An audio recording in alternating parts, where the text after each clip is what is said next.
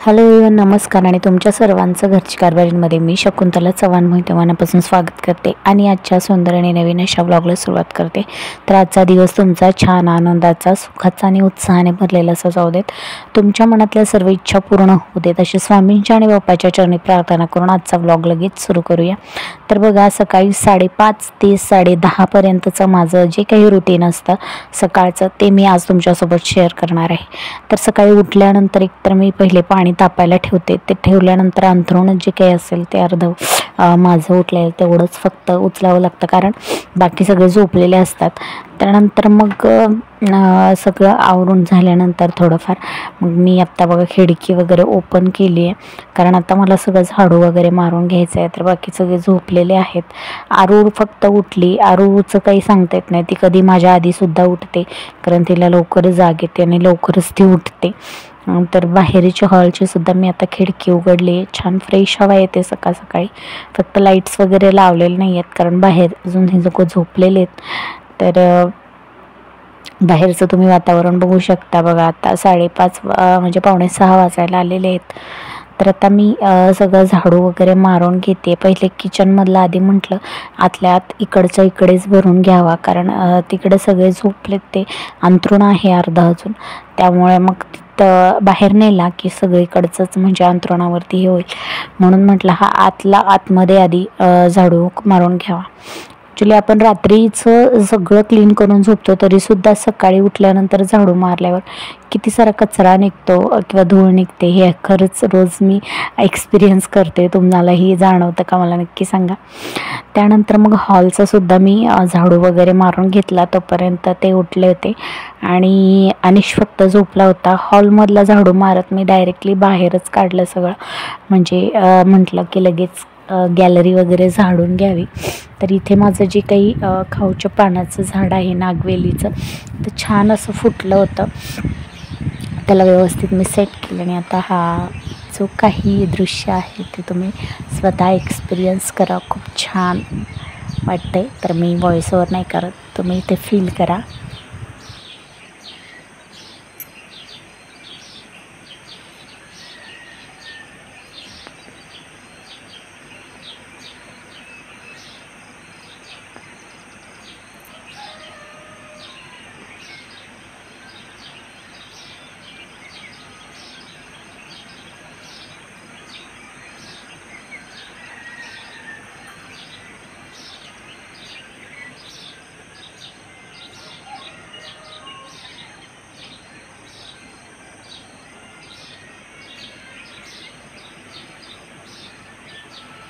तर बघा छान बाहेरून मस्तपैकी थोडंसं फ्रेश हवेत उभे राहिले आणि मग आता मी घरात आली आहे, कारण उशीर होईल, पटापट आवरायचं आहे। तर आता म्हटलं की आता भाजीची तयारी वगैरे करावी। पाणी तर तापलं आहे, थोडंसं बंद केलं आहे, तर आता एक जण उठायला लागले। तर आता आरूला म्हटलं की तुला भाजीसाठी काय करायचं, तर ते फ्रीजमध्ये पाहायचं चाललं आहे। तर या शनिवारी सेकंड शिफ्ट असल्यामुळे म्हणजे बाजारचा भाजीपाला तर काही आणलेला नव्हता, कडधान्य वगैरे जे काही होतं त्यातलंच तिला विचारत होते। तर ती म्हटली मला मसूर डाळ कर। त्या डाळीला खरं तर ती ऑरेंज कलरची डाळ अशी म्हणते, तर तिच्यासाठी मग मी ती डाळच आता करायला घेणार आहे। तर इथे मी डाळ भिजत घालते छानपैकी। कोणतीही डाळ करण्याआधी भाजी वगैरे मी ना ती थोडा वेळ भिजत घालते, म्हणजे लवकर शिजते।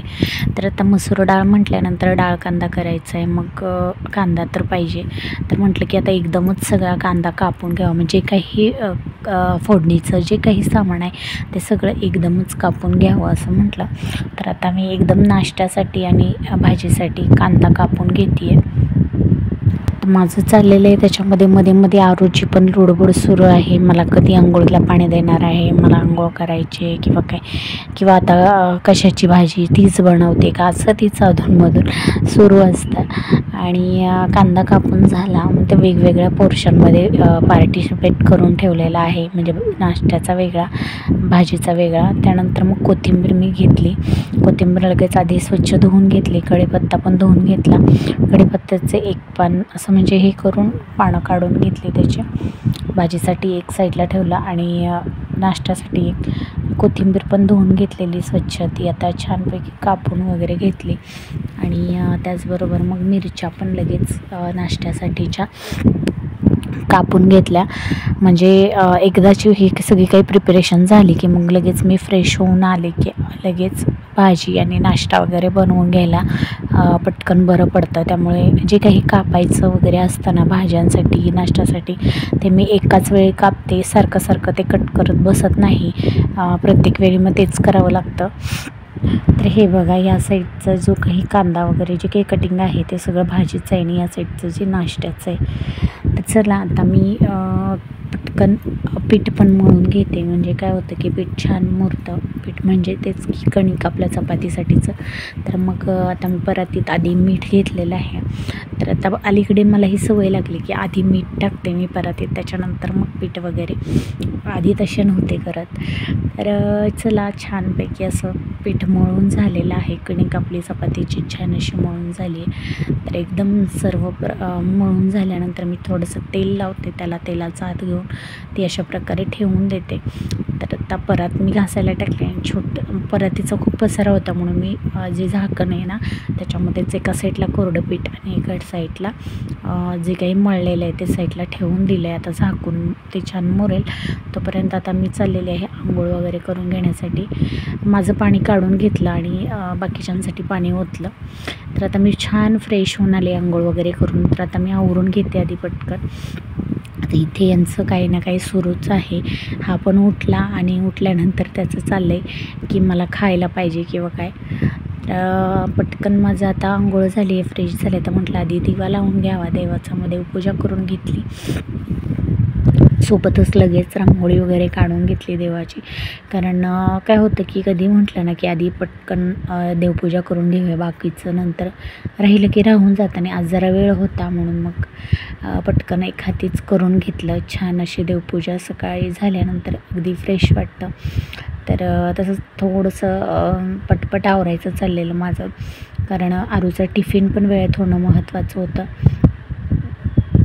तर बघा आता माझं सगळं देवपूजा वगैरे करून झालं आहे. बाहेरचं रांगोळी वगैरे काढून पण गॅलरीतली ते काही शूट नाही केलं कारण कोणी नव्हतंच.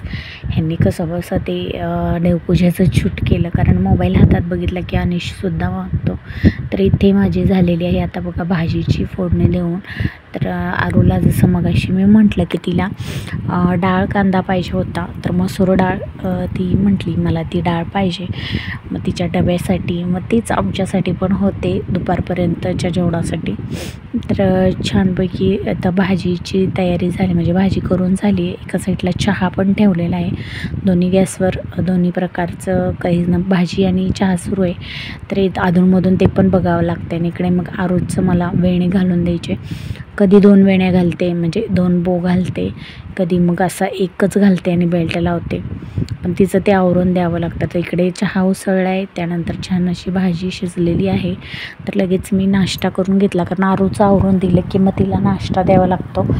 तर आता सगळं झालं आहे बघा. मग छानपैकी पोहे पण बनवून झाले. तर आज नाश्त्यामध्ये पोहे बनवायचे होते. म्हणजे आधीच ठरवलं होतं, त्यानुसार माझी तयारी सुरूच होती.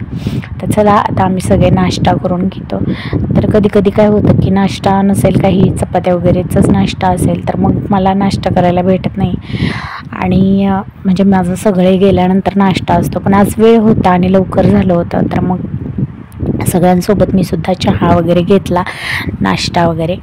आणि आत्ता वाजले होते की 7:30. तर 7:30 वाजता आमचा चाललेला आहे चहा नाश्ता. 5:30 वाजता उठल्यापासूनचं आमचं आत्तापर्यंत हे सगळं रुटीन झालं. 7:45पर्यंत जवळजवळ माझा नाश्ता वगैरे करून झाला. सगळी नाश्त्याची भांडी गोळा केली, सगळं तिथला झाडू वगैरे मारून घेतला आणि चपात्यांची तयारी केली. बरोबर 8 वाजता मी चपात्या करायला घेतल्या. आरू शाळेत जाते, 9 वाजता बस येते. तर तिला 8:30 नंतर घरातून निघावं लागतं. 8:45 नंतर बस कधीही येते. तर इकडे माझी चालली आता गडबड तीच की 8 वाजल्या होत्या.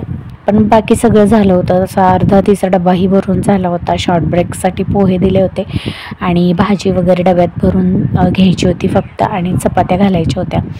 तर आता तिचं आवरून पण झालं होतं, नाश्ता वगैरे सगळं. तरीसुद्धा तिचं मध्ये काहीतरी माझ्या मागे बघा लुडबुड सुरूच होती. ती बॉटल तेवढी तिला भरायला लावते मी रोजच्या रोज. टिफिन भरायची पण सवय लावलेली, पण कधी कधी मग गरम असतं भाजेल किंवा सांडेल अशा गडबडीच्या वेळेस मग शक्यतो नाही. मग इकडे मी चपात्या करतच एका साईडला टिफिन पण तिचा भरून घेते.